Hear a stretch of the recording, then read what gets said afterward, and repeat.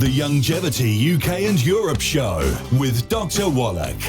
Hi, my name's Jonathan Smith. Welcome to the Youngevity UK and Europe Show with Dr. Wallach. Each week we'll go through the Dead Doctors Don't Lie show and handpick information regarding people's specific health concerns. So listen now as Dr. Wallach gives his expert advice on how to deal with the root cause of illness and disease nutritionally. If you would like further information on the products recommended in the show, they can be found in the description below the video.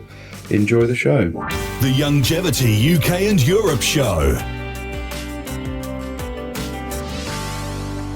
Good. What pearls of wisdom do you have for us today? Well, I thought we'd talk a bit about honey today, as I have a story here from CNN that's headlined, "The Proven Health Benefits of Honey." They say humans have loved honey since the Stone Age.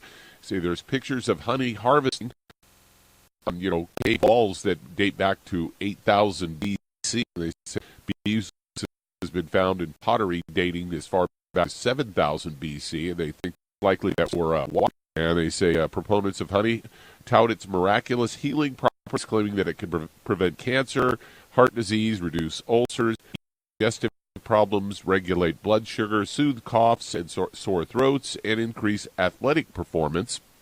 And they say how many of these uses have actually been proved by science, though. There's no doubt that honey has the power to kill bacteria. Studies have shown that it's effective against dozens of strains of bacteria, including E. coli and Salmonella, a specific type of honey from New Zealand called Manuka honey, along with a Malaysian honey called Tualang, have shown they can fight staph and digestive bacteria responsible for peptic ulcers, H. pylori in particular.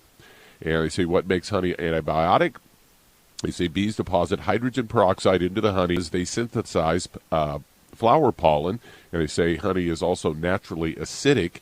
And they say we explain the honey's centuries-old role in speeding wound healing, treating gastric complaints.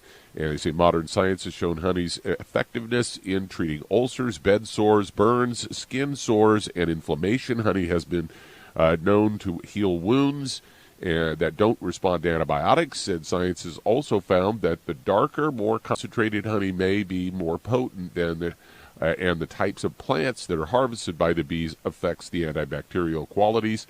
Study of 139 kids found that honey did a better job of easing nighttime coughs and improving sleep than both popular cough suppressant and antihistamine Benadryl. Another study of 105 kids showed that buckwheat honey outperformed Benadryl as well as far as suppressing coughs at night. Studies in Italy found that using wildflower honey and Israelis in Israel, eucalyptus and citrus labiate honeys found they were outperformed placebos in reducing both nighttime coughs and sleeping troubles and respiratory infections. So go for the honey. Yeah, and of course, this is referenced in the Bible. It speaks about the land flowing with milk and honey. And of course, the milk was actually water coming out of glaciers that had been grinding up limestone, so the limestone dust was suspended in the water, so it made it look like milk as opposed to clear water. And bees love water to kind of thin their honey so it doesn't crystallize and get hard, and so it stays sort of like a creamy liquid. And there's lots of minerals in that water because of the limestone and all the minerals in the limestone. And so the bees then would take this water and sort of keep the honey from solidifying. And so the honey from the Holy Land was extremely well sought after because of the healing properties, because of the minerals in it, okay? Also, as you say, it has a slightly acid pH, which is good for, preventing bacterial growth in it. And, of course, the bees, they have their own antibodies against disease. And of course, there's salivas in the honey and so forth.